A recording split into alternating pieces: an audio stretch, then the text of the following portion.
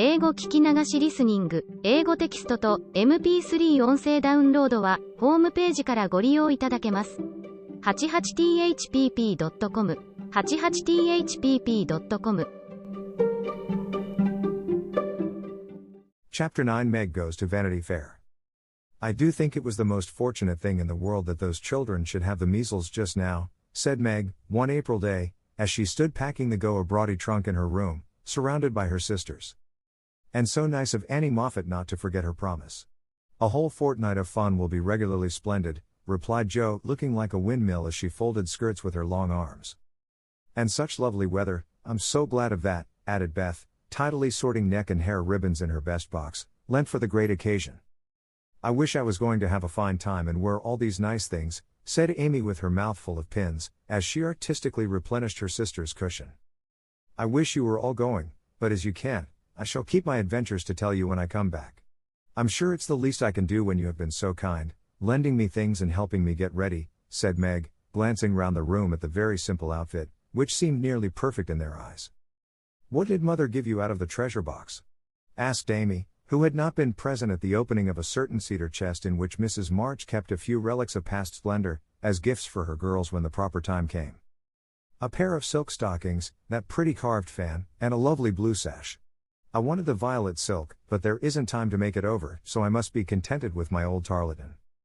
It will look nice over my new muslin skirt, and the sash will set it off beautifully.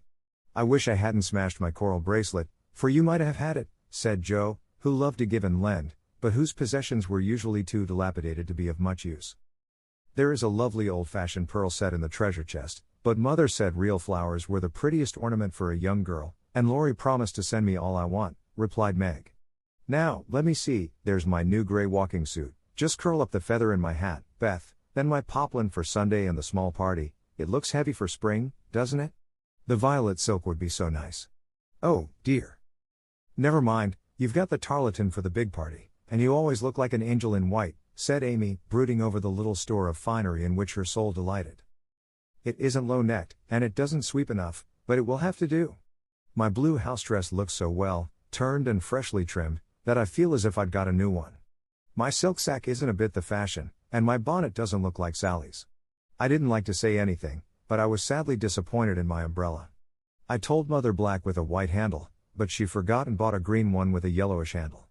It's strong and neat, so I ought not to complain, but I know I shall feel ashamed of it beside Annie's silk one with a gold top, sighed Meg, surveying the little umbrella with great disfavor. Change it, advised Jo. I won't be so silly, or hurt Mommy's feelings, when she took so much pains to get my things. It's a nonsensical notion of mine, and I'm not going to give up to it. My silk stockings and 2 pairs of new gloves are my comfort. You are a dear to lend me yours, Jo. I feel so rich and sort of elegant, with 2 new pairs, and the old ones cleaned up for common. And Meg took a refreshing peep at her glove box. Annie Moffat has blue and pink bows on her nightcaps. Would you put some on mine? She asked, as Beth brought up a pile of snowy muslins, fresh from Hannah's hands. No, I wouldn't, for the smart caps won't match the plain gowns without any trimming on them. Poor folks shouldn't rig, said Jo decidedly. I wonder if I shall ever be happy enough to have real lace on my clothes and bows on my caps, said Meg impatiently. You said the other day that you'd be perfectly happy if you could only go to Annie Moffat's, observed Beth in her quiet way. So I did. Well, I am happy, and I won't fret, but it does seem as if the more one gets the more one wants, doesn't it? There now, the trays are ready, and everything in but my ball dress, which I shall leave for Mother to pack, said Meg, cheering up, as she glanced from the half-filled trunk to the many times pressed and mended white tarlatan, which she called her ball dress with an important air. The next day was fine, and Meg departed in style for a fortnight of novelty and pleasure. Mrs. March had consented to the visit rather reluctantly, fearing that Margaret would come back more discontented than she went. But she begged so hard, and Sally had promised to take good care of her, and a little pleasure seemed so delightful after a winter of irksome work that the mother yielded, and the daughter went to take her first taste of fashionable life. The Moffats were very fashionable, and simple Meg was rather daunted, at first, by the splendor of the house and the elegance of its occupants.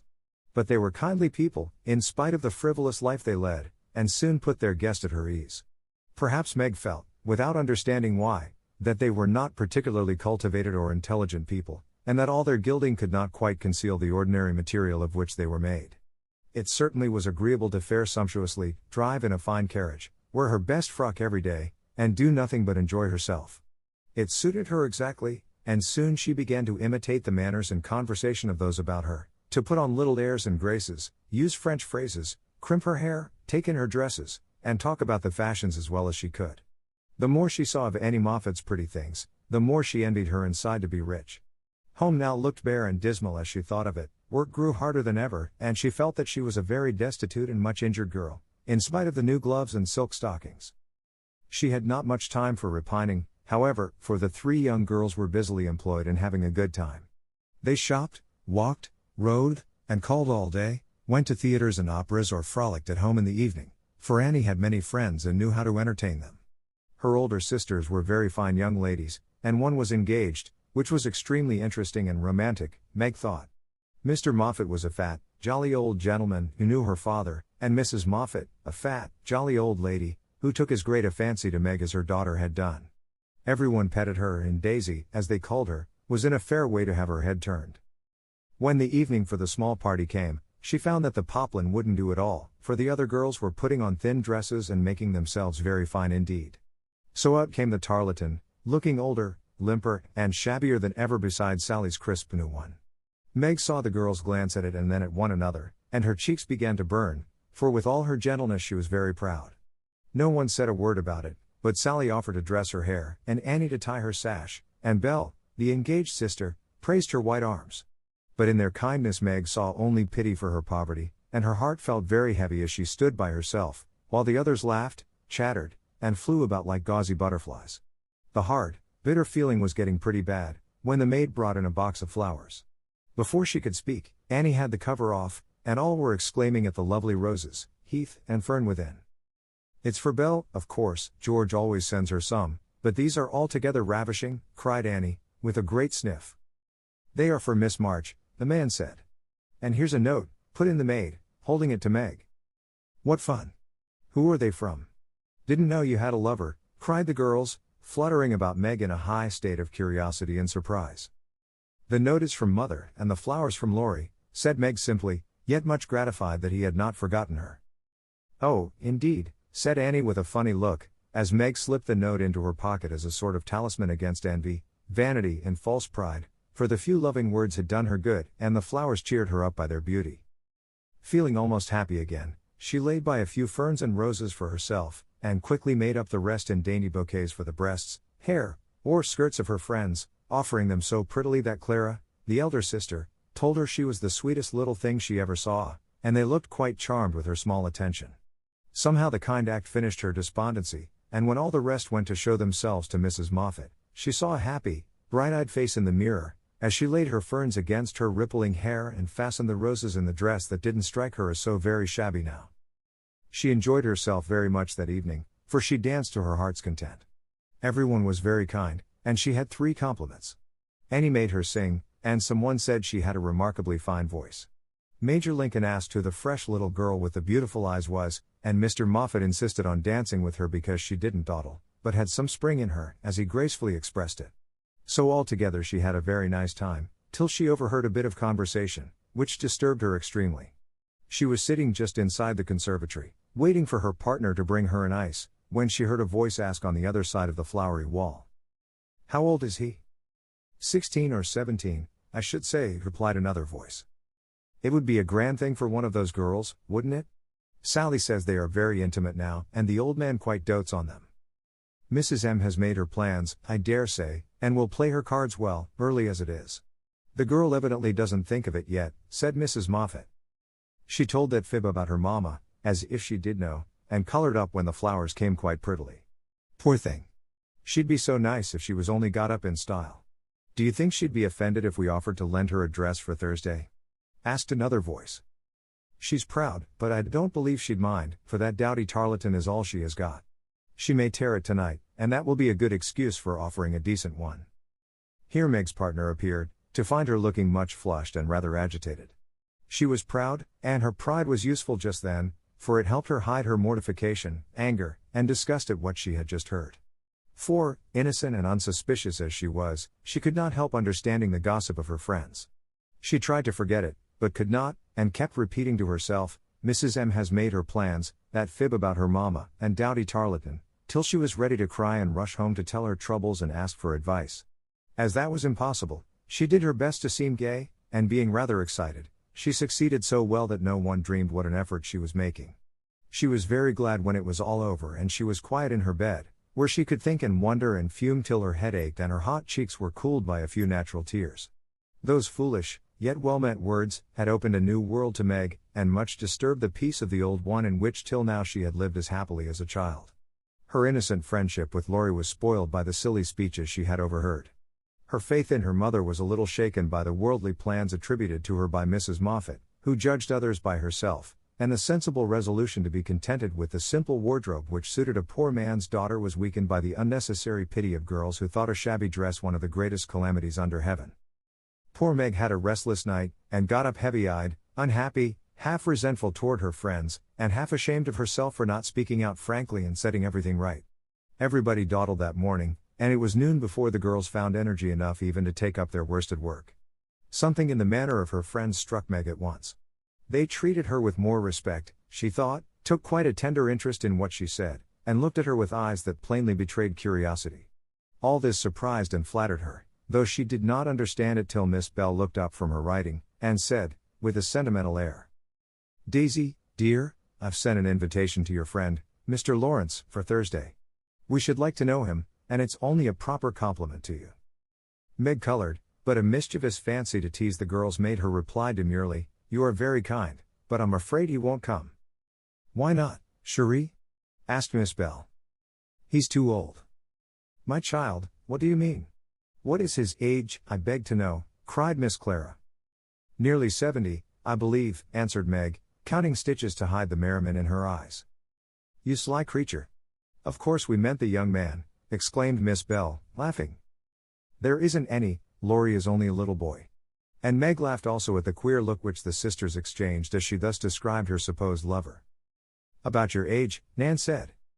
"Nearer my sister Jo's, I am 17 in August," returned Meg, tossing her head. "It's very nice of him to send you flowers, isn't it?" said Annie, looking wise about nothing.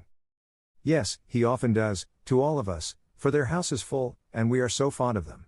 My mother and old Mr. Lawrence are friends, you know, so it is quite natural that we children should play together," and Meg hoped they would say no more. "It's evident Daisy isn't out yet," said Miss Clara to Bell with a nod. "Quite a pastoral state of innocence all round," returned Miss Bell with a shrug. "I'm going out to get some little matters for my girls. Can I do anything for you, young ladies?" asked Mrs. Moffat, lumbering in like an elephant in silk and lace. "No, thank you, ma'am," replied Sally. "I've got my new pink silk for Thursday and don't want a thing." "Nor I," began Meg, but stopped because it occurred to her that she did want several things and could not have them. "What shall you wear?" asked Sally.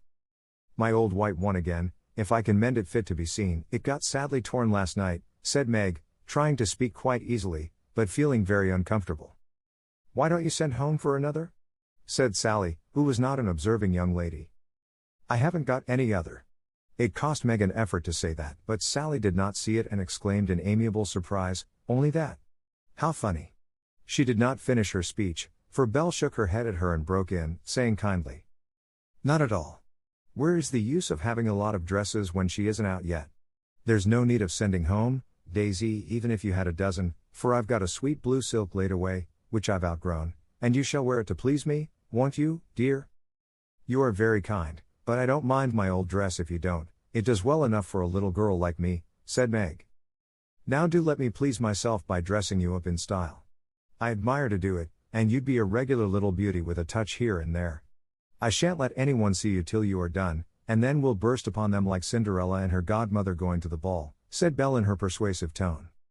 Meg couldn't refuse the offer so kindly made, for a desire to see if she would be a little beauty after touching up caused her to accept and forget all her former uncomfortable feelings toward the Moffats.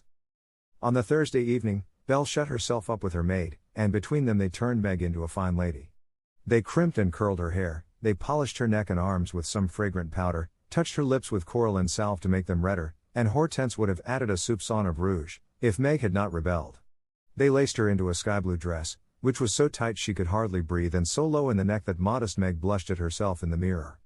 A set of silver filigree was added, bracelets, necklace, brooch, and even earrings, for Hortense tied them on with a bit of pink silk which did not show. A cluster of Tyros buds at the bosom, and a ruche, reconciled Meg to the display of her pretty, white shoulders, and a pair of high-heeled silk boots satisfied the last wish of her heart. A lace handkerchief, a plumy fan, and a bouquet in a shoulder holder finished her off, and Miss Bell surveyed her with the satisfaction of a little girl with a newly dressed doll.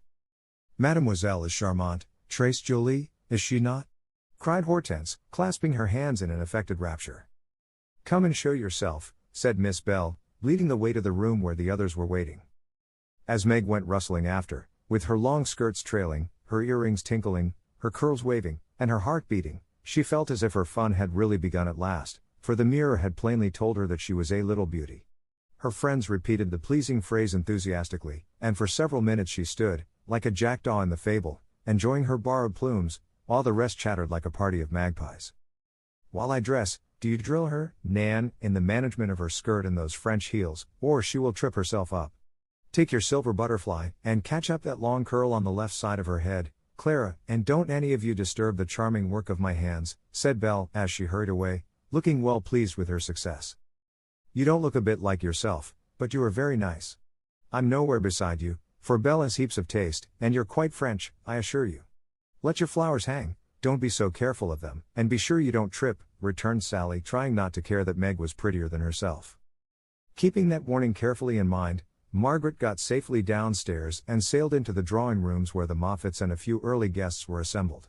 She very soon discovered that there is a charm about fine clothes which attracts a certain class of people and secures their respect. Several young ladies, who had taken no notice of her before, were very affectionate all of a sudden. Several young gentlemen, who had only stared at her at the other party, now not only stared, but asked to be introduced, and said all manner of foolish but agreeable things to her, and several old ladies, who sat on the sofas and criticized the rest of the party, inquired who she was with an air of interest. She heard Mrs. Moffat reply to one of them. "Daisy March, father a colonel in the army, one of our first families, but reverses of fortune, you know, intimate friends of the Lawrences, sweet creature, I assure you, my Ned is quite wild about her." "Dear me," said the old lady, putting up her glass for another observation of Meg, who tried to look as if she had not heard and been rather shocked at Mrs. Moffat's fibs. The queer feeling did not pass away, but she imagined herself acting the new part of fine lady and so got on pretty well, though the tight dress gave her a side ache, the train kept getting under her feet, and she was in constant fear lest her earrings should fly off and get lost or broken. She was flirting her fan and laughing at the feeble jokes of a young gentleman who tried to be witty, when she suddenly stopped laughing and looked confused, for just opposite, she saw Laurie. He was staring at her with undisguised surprise, and disapproval also, she thought, for though he bowed and smiled, yet something in his honest eyes made her blush and wish she had her old dress on. To complete her confusion, she saw Belle nudge Annie, and both glanced from her to Laurie, who, she was happy to see, looked unusually boyish and shy. "Silly creatures, to put such thoughts into my head. I won't care for it, or let it change me a bit," thought Meg, and rustled across the room to shake hands with her friend. "I'm glad you came, I was afraid you wouldn't," she said, with her most grown-up air. "Joe wanted me to come, and tell her how you looked, so I did," answered Laurie, without turning his eyes upon her, though he half smiled at her maternal tone. "What shall you tell her?" asked Meg, full of curiosity to know his opinion of her, yet feeling ill at ease with him for the first time. "I shall say I didn't know you, for you look so grown up and unlike yourself, I'm quite afraid of you," he said, fumbling at his glove button. "How absurd of you. The girls dressed me up for fun, and I rather like it. Wouldn't Joe stare if she saw me?" said Meg, bent on making him say whether he thought her improved or not. "Yes, I think she would," returned Laurie gravely. "Don't you like me so?" asked Meg. "No, I don't," was the blunt reply. "Why not?" in an anxious tone. He glanced at her frizzled head, bare shoulders, and fantastically trimmed dress with an expression that abashed her more than his answer, which had not a particle of his usual politeness in it. "I don't like fuss and feathers." That was altogether too much from a lad younger than herself, and Meg walked away, saying petulantly, "You are the rudest boy I ever saw." Feeling very much ruffled, she went in and stood at a quiet window to cool her cheeks, for the tight dress gave her an uncomfortably brilliant color. As she stood there, Major Lincoln passed by, and a minute after she heard him saying to his mother, "They are making a fool of that little girl. I wanted you to see her, but they have spoiled her entirely. She's nothing but a doll tonight. Oh, dear, sighed Meg. I wish I'd been sensible and worn my own things, then I should not have disgusted other people, or felt so uncomfortable and ashamed of myself. She leaned her forehead on the cool pane, and stood half hidden by the curtains, never minding that her favorite waltz had begun, till someone touched her and turning, she saw Laurie, looking penitent, as he said, with his very best bow in his hand out. Please forgive my rudeness, and come and dance with me.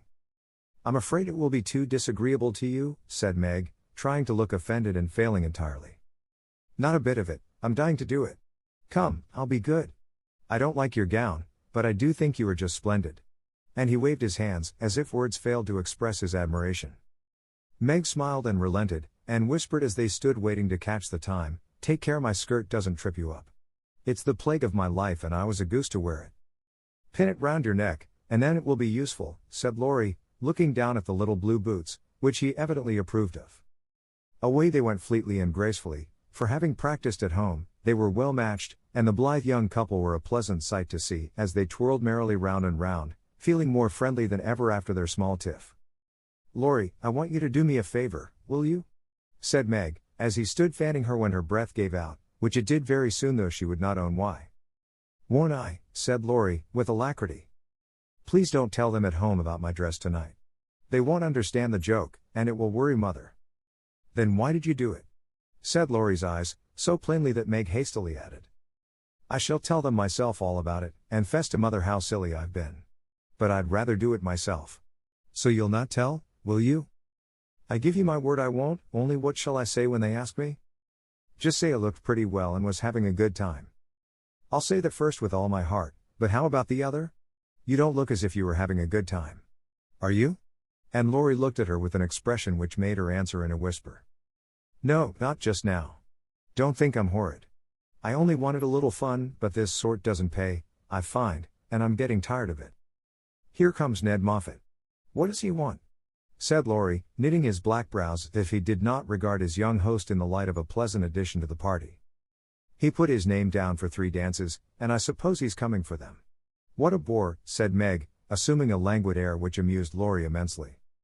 He did not speak to her again till supper time, when he saw her drinking champagne with Ned and his friend Fisher, who were behaving like a pair of fools, as Laurie said to himself, for he felt a brotherly sort of right to watch over the marches and fight their battles whenever a defender was needed. You'll have a splitting headache tomorrow, if you drink much of that. I wouldn't, Meg, your mother doesn't like it, you know, he whispered, leaning over her chair, as Ned turned to refill her glass and Fisher stooped to pick up her fan.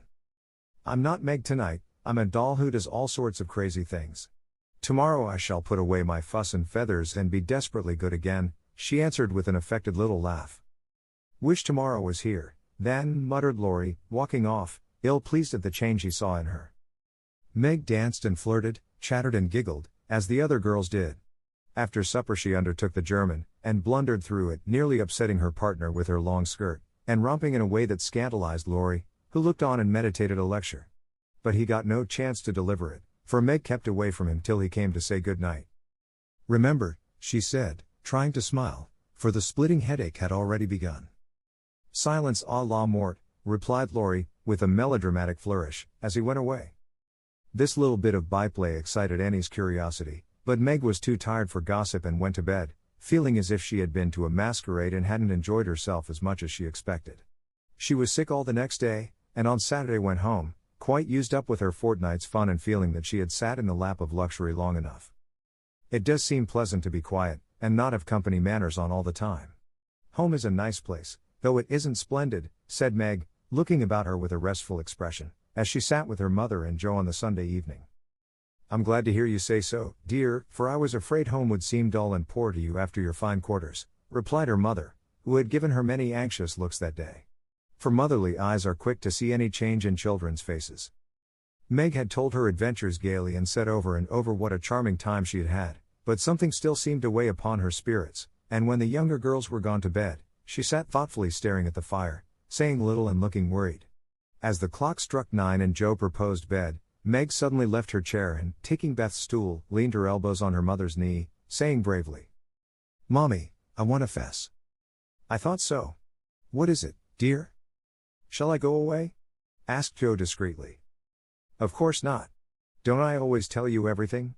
I was ashamed to speak of it before the younger children, but I want you to know all the dreadful things I did at the Moffats. We are prepared, said Mrs. March, smiling but looking a little anxious. I told you they dressed me up, but I didn't tell you that they powdered and squeezed and frizzled, and made me look like a fashion plate. Laurie thought I wasn't proper. I know he did, though he didn't say so, and one man called me a doll. I knew it was silly, but they flattered me and said I was a beauty, and quantities of nonsense, so I let them make a fool of me. Is that all? Asked Joe, as Mrs. March looked silently at the downcast face of her pretty daughter, and could not find it in her heart to blame her little follies. No, I drank champagne and romped and tried to flirt, and was altogether abominable, said Meg self-reproachfully. There is something more, I think. And Mrs. March smoothed the soft cheek, which suddenly grew rosy as Meg answered slowly. Yes. It's very silly, but I want to tell it, because I hate to have people say and think such things about us and Laurie. Then she told the various bits of gossip she had heard at the Moffats, and as she spoke, Joe saw her mother fold her lips tightly as if ill-pleased that such ideas should be put into Meg's innocent mind. Well, if that isn't the greatest rubbish I ever heard, cried Joe indignantly. Why didn't you pop out and tell them so on the spot? I couldn't, it was so embarrassing for me. I couldn't help hearing it first, and then I was so angry and ashamed, I didn't remember that I ought to go away. Just wait till I see Annie Moffat, and I'll show you how to settle such ridiculous stuff. The idea of having plans and being kind to Laurie because he's rich and may marry us by and by. Won't he shout when I tell him what those silly things say about us poor children? And Joe laughed, as if on second thoughts the thing struck her as a good joke. If you tell Laurie, I'll never forgive you. She mustn't, must she, mother? Said Meg, looking distressed. No, never repeat that foolish gossip, and forget it as soon as you can, said Mrs. March gravely. I was very unwise to let you go among people of whom I know so little, kind, I dare say, but worldly, ill-bred, and full of these vulgar ideas about young people. I am more sorry than I can express for the mischief this visit may have done you, Meg. Don't be sorry, I won't let it hurt me. I'll forget all the bad and remember only the good, for I did enjoy a great deal, and thank you very much for letting me go. I'll not be sentimental or dissatisfied, mother. I know I'm a silly little girl, and I'll stay with you till I'm fit to take care of myself. But it is nice to be praised and admired, and I can't help saying I like it, said Meg, looking half ashamed of the confession. That is perfectly natural, and quite harmless, if the liking does not become a passion and lead one to do foolish or unmaidenly things. Learn to know and value the praise which is worth having, and to excite the admiration of excellent people by being modest as well as pretty, Meg. Margaret sat thinking a moment, while Joe stood with her hands behind her, looking both interested and a little perplexed, for it was a new thing to see Meg blushing and talking about admiration, lovers, and things of that sort. And Joe felt as if during that fortnight her sister had grown up amazingly, and was drifting away from her into a world where she could not follow. Mother, do you have plans, as Mrs. Moffat said? Asked Meg bashfully. Yes, my dear, I have a great many, all mothers do, but mine differ somewhat from Mrs. Moffat's, I suspect. I will tell you some of them, for the time has come when a word may set this romantic little head and heart of yours right, on a very serious subject. You are young, Meg, but not too young to understand me, and mother's lips are the fittest to speak of such things to girls like you. Joe, your turn will come in time, perhaps, so listen to my plans and help me carry them out if they are good. Joe went and sat on one arm of the chair, looking as if she thought they were about to join in some very solemn affair. Holding a hand of each, and watching the two young faces wistfully, Mrs. March said, in her serious yet cheery way. I want my daughters to be beautiful, accomplished and good. To be admired, loved, and respected. To have a happy youth, to be well and wisely married, and to lead useful, pleasant lives, with as little care and sorrow to try them as God sees fit to send. To be loved and chosen by a good man is the best and sweetest thing which can happen to a woman, and I sincerely hope my girls may know this beautiful experience. It is natural to think of it, Meg, right to hope and wait for it, and wise to prepare for it, so that when the happy time comes, you may feel ready for the duties and worthy of the joy. My dear girls, I am ambitious for you, but not to have you make a dash in the world, marry rich men merely because they are rich, or have splendid houses, which are not homes because love is wanting. Money is a needful and precious thing, and when well used, a noble thing, but I never want you to think it is the first or only prize to strive for. I'd rather see you poor men's wives, if you were happy, beloved, contented, than queens on thrones, without self-respect and peace. Poor girls don't stand any chance, Belle says, Unless they put themselves forward, sighed Meg. Then we'll be old maids, said Joe stoutly. Right, Joe. Better be happy old maids than unhappy wives, or unmaidenly girls, running about to find husbands, said Mrs. March decidedly. Don't be troubled, Meg, poverty seldom daunts a sincere lover. Some of the best and most honored women I know were poor girls, but so love-worthy that they were not allowed to be old maids. Leave these things to time. Make this home happy, so that you may be fit for homes of your own, if they are offered you, and contented here if they are not. One thing remember, my girls. Mother is always ready to be your confidant, father to be your friend, and both of us hope and trust that our daughters, whether married or single, will be the pride and comfort of our lives. We will, Mommy, we will, cried both, with all their hearts, as she bade them good night. 物語の続きは、ホームページからお聞きいただけます。また、テキスト、MP3 ダウンロードも合わせてご利用ください。88thpp.com 88thpp.com